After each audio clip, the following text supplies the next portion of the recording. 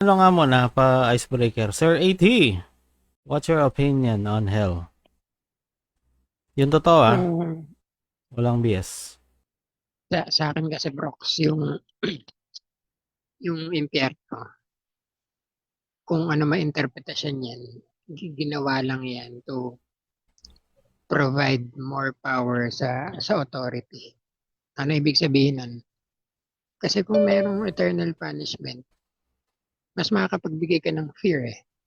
And then you can Mm. bargain between the reward of heaven, di ba? So, So, para sa akin, it's an AMO. It's an MO. Ibig sabihin, modus operandi of everyone in power na, kahit sa politika, pag binoto niyo yan, ganito mangyayari sa inyo.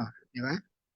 So, lahat yan, it's a ploy to provide people in power more power and people who doesn't have power remain na mm. walang power.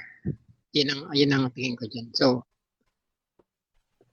yung mga tao na naniniwala dyan, para sa akin, no, eh,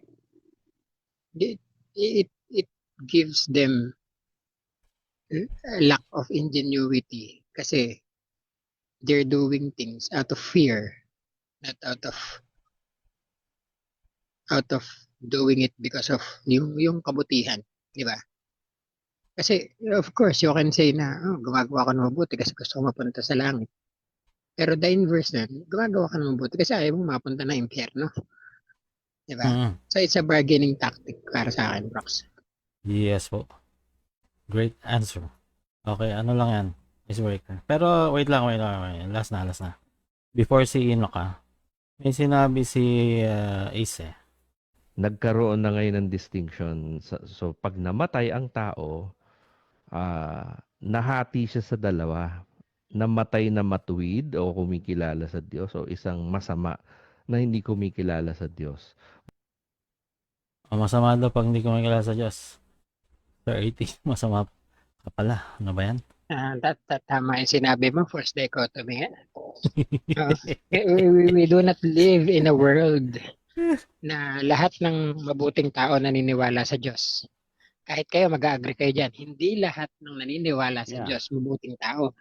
Yeah. At hindi lahat ng hindi naniniwala sa Diyos masamang tao. Masama. Di ba? Get out of your religious biases, bro. Di ba? Bro, Pinaway. ganito na. Parang, sorry, Aryo. Sorry, bro. Tapusin ko lang. Kasi parang dating sa akin, nakawala na kayo sa kulto.